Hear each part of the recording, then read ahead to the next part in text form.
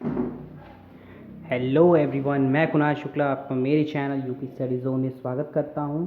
और आज हम कुछ बहुत इंपॉर्टेंट क्वेश्चन डिस्कस करने वाले हैं और वो कहाँ के होंगे, बाल विकास एवं शिक्षा शास्त्र के। जैसा कि आप सभी लोग जानते हैं कि बाल विकास से बहुत ज़्यादा इंपॉर्टेंट क्वेश्चन पूछे जाते हैं, चाहे वो मनोविज्ञान से रिलेटेड हो या फिर किस विधि शिक्षण विधियों से रिलेटेड चीज़ें हों। तो ये सारी चीज़ें बहुत पूछी जाती हैं। तो बिना टाइम वेस्ट करते हुए हम अपने क्वेश्चन पे शुरू करते हैं। तो हमारा पहला क्वेश्चन है स्क्रीन पर, शिक्षा शिक्षा दार्शनिकों को शिक्षा मनोविज्ञान के विकास की प्रेरणा किससे मिली। अब फ्रेंड्स, यहाँ पे शिक्षा दार्शनिकों से मतलब होगा आपका शिक्षा दार्शनिक जो शिक्षण विधियों में जो शिक्षण विधि बनाते हैं या फिर जो शिक्षा से रिलेटेड होते हैं, उन्हें हम क्या बोलते हैं, शिक्षा दार्शनिक बोलते हैं। शिक्षा दार्शनिकों को शिक्षा मनोविज्ञान के विकास की प्रेरणा किससे मिली। तो फ्रेंड्स, इसका जो राइट आंसर होगा वो होगा रूसो से। जी हाँ, रूसो एक बहुत बड़े मनोवैज्ञानिक थे, तो इसका राइट आंसर रूसो हो जाएगा। क्वेश्चन नंबर सेकंड पे आप देख सकते हो, वैज्ञानिक विधियों का प्रयोग करने के कारण शिक्षा मनोविज्ञान को किस श्रेणी में रखा गया है। तो भैया, हम लोग अगर शिक्षण विधि में भी वैज्ञानिक चीज़ें डाल रहे हैं तो इसको किस में रखेंगे, हम लोग विज्ञान की श्रेणी में रखेंगे। तो आपका उत्तर यहाँ से आप प्रश्न से ही समझ सकते हैं कि क्या है इसका करेक्ट आंसर। और जो नेक्स्ट क्वेश्चन है बहुत इंपॉर्टेंट क्वेश्चन है फ्रेंड्स, क्योंकि तारीख से रिलेटेड बहुत सारे क्वेश्चंस आते हैं कि किस सन में ये कौन सी विधि बनी। ये सारी चीज़ें बहुत पूछी जाती हैं एग्जाम में। तो यहाँ से आप देखिए, शिक्षा मनोविज्ञान का स्पष्ट रूप किस वर्ष में निश्चित किया गया है। तो शिक्षा मनोविज्ञान का जो स्पष्ट रूप था, शिक्षा मनोविज्ञान से फ्रेंड्स यहाँ पे आशय है कि मतलब जो हम लोग बच्चों को यानी कि छात्रों को जो मनोवैज्ञानिक शिक्षा देते हैं वहाँ पे उनके बारे में जानते हैं, उनकी रुचियों के बारे में जानते हैं, और उस हिसाब से जो चाइल्ड सेंटर टीचिंग होती है वो हमारी किसके अंदर आती है, शिक्षा मनोविज्ञान के अंदर आती है। तो प्रश्न यही पूछ रहा है, शिक्षा मनोविज्ञान का स्पष्ट रूप किस वर्ष में निश्चित किया गया है। तो फ्रेंड्स, इसका राइट आंसर होगा 1920 में। ये इंपॉर्टेंट है, इसको हम लोग स्टार मार्क कर देते हैं क्योंकि ये बहुत ही इंपॉर्टेंट क्वेश्चन है। शिक्षा मनोविज्ञान का स्पष्ट रूप किस वर्ष में निश्चित किया गया, तो भाइयों बहनों 1920 में ये हमारा करेक्ट आंसर हो जाएगा। आगे बढ़ते हैं, क्वेश्चन नंबर 4 अगर हम देखेंगे तो क्या पूछ रहा है, मानव की व्यवहारिक समस्याओं को किस माध्यम से हल किया जा सकता है। तो भैया, किसी की भी कोई भी व्यवहारिक समस्या है उसके व्यवहार से रिलेटेड, जैसे किसी के कोई अपने संवेगों को स्पष्ट रूप से समझ नहीं पाता, जो किसी को जल्दी गुस्सा आ जाता है इस हिसाब से, तो इन सारी जो प्रॉब्लम्स होती हैं, जितनी भी समस्याएं होती हैं, उसको हम लोग किससे हल कर सकते हैं, शिक्षा के थ्रू उसको क्या कर सकते हैं, उसको हम लोग ख़त्म कर सकते हैं। बच्चों की बात हो रही है यहाँ पे, ये चीज़ हमें ध्यान में रखनी होगी। तो क्वेश्चन नंबर 5 क्या है यहाँ पे, किसके अनुसार मनोविज्ञान शिक्षा का आधारभूत विज्ञान है। अब फ्रेंड्स, ये बहुत इंपॉर्टेंट क्वेश्चन है, किसके अनुसार, मतलब ये कथन से रिलेटेड क्वेश्चन है। ये किसके अनुसार मनोविज्ञान जो है शिक्षा का आधारभूत विज्ञान है। मतलब जो मनोविज्ञान है जिसमें हम बच्चों के मन के बारे में सारी चीज़ें जानते हैं, वो शिक्षा का आधारभूत विज्ञान किसके हिसाब से। तो भैया, ये साइंटिस्ट हैं या शिक्षा शास्त्री हम ये कह सकते हैं, B.F. स्किनर। तो B.F. स्किनर जो थे हमारे, वो क्या थे, इनके हिसाब से क्या होता है, जो मनोविज्ञान है वो क्या है, शिक्षा का आधारभूत विज्ञान है। नेक्स्ट क्वेश्चन हम देखते हैं, क्वेश्चन नंबर 6 फ्रेंड्स आपकी स्क्रीन पर है, आप देख सकते हो उसमें क्या रहा है, प्राचीन काल में शिक्षा का स्वरूप कैसा था।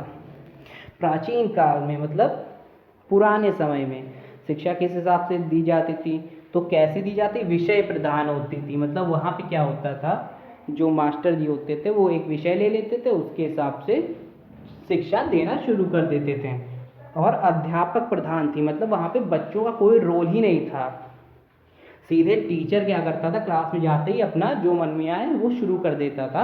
लेकिन आज की शिक्षा ऐसा नहीं है, आज की शिक्षा चाइल्ड सेंटर हो गई है, उसमें हम बच्चों का जो मनोविज्ञान है उसको हम समझते हैं, और इन सारी चीज़ों को उस हिसाब से बच्चों की जो भी समस्याएं होती हैं उसको हम लोग दूर करते हैं फ्रेंड्स। तो ये क्वेश्चन हमारा हो गया, क्वेश्चन नंबर 6। अब क्वेश्चन नंबर 7 की फ्रेंड्स बात करें तो ये सब मनोविज्ञान से रिलेटेड है, बाल विकास से रिलेटेड है, तो आपको इसमें ज़्यादा पढ़ने की ज़रूरत नहीं है, बस थोड़ा सा दिमाग लगा के आप क्वेश्चन को समझ सकते हैं और उसका आंसर आप तुरंत दे सकते हैं।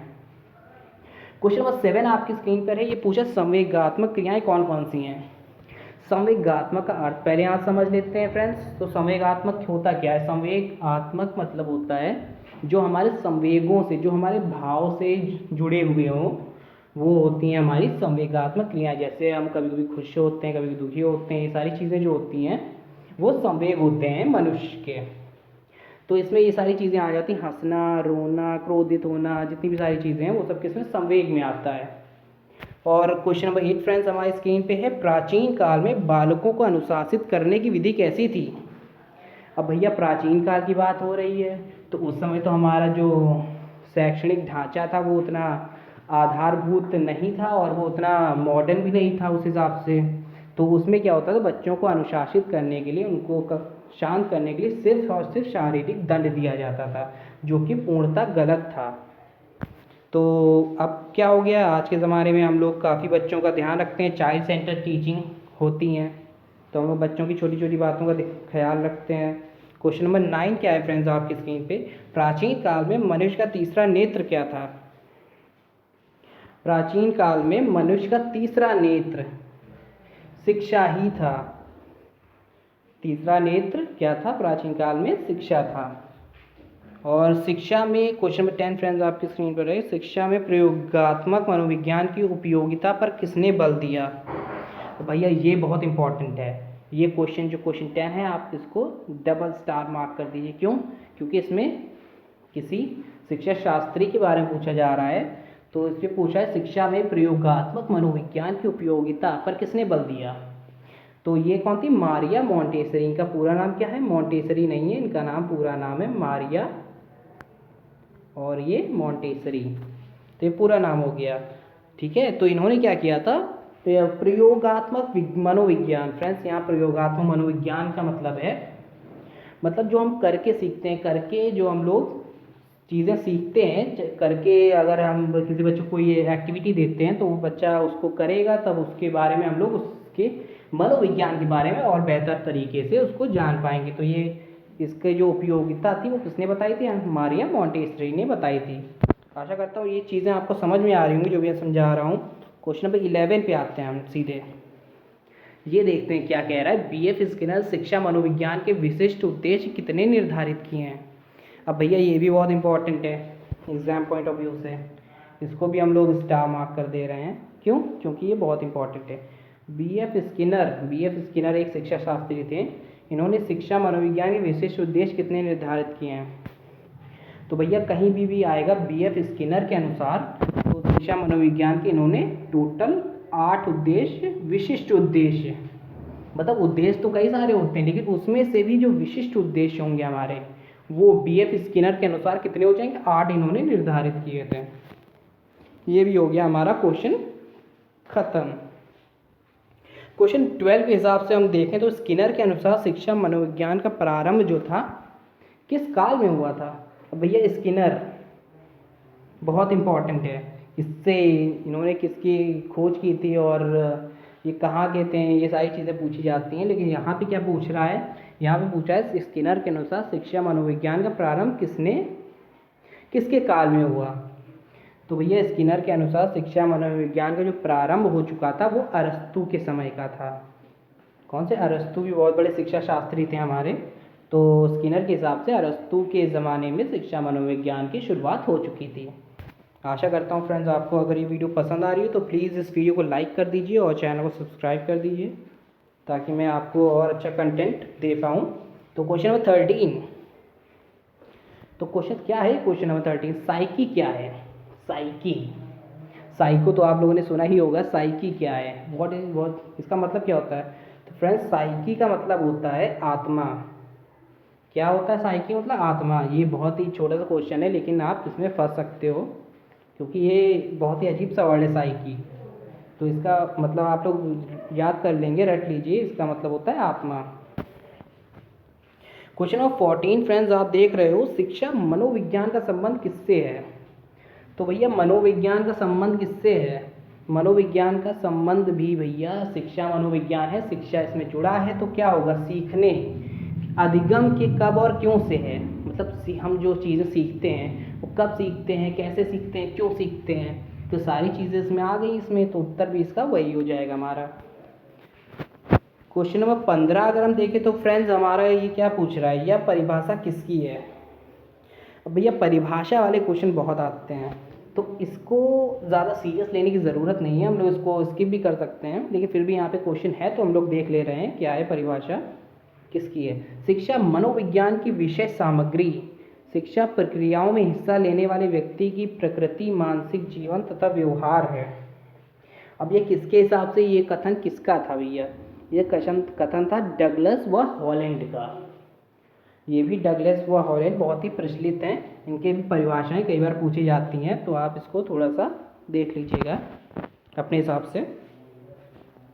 शिक्षा मनोविज्ञान क्या है भैया? ये बहुत इंपॉर्टेंट है, हालांकि ये आएगा नहीं लेकिन फिर भी आप लोग समझ जाइए। शिक्षा के क्षेत्र में मनोविज्ञान के सिद्धांतों का प्रयोग, जो हम लोग शिक्षा के क्षेत्र में मनोविज्ञान का मतलब जो इसके कई सारे सिद्धांत हैं, कई सारी शिक्षण विधियां उसका उपयोग करते हैं, वो हमारा क्या हो जाता है? शिक्षा के क्षेत्र में मनोविज्ञान के सिद्धांतों का प्रयोग करते हैं, वो हमारा शिक्षा मनोविज्ञान कहलाता है।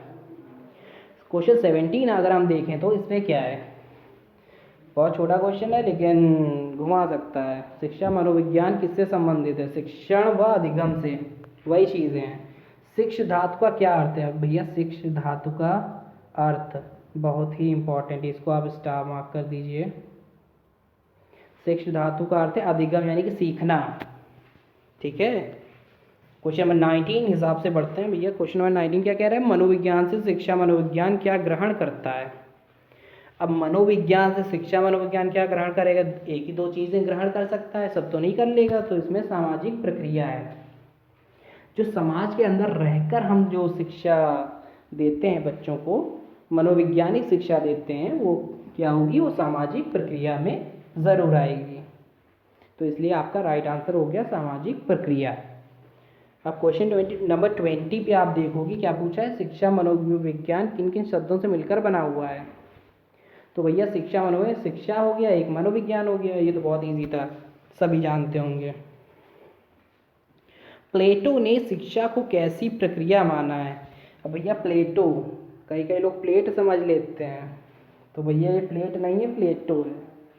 प्लेटो कौन थे? एक शिक्षा शास्त्री थे और मनोवैज्ञानिक भी थे।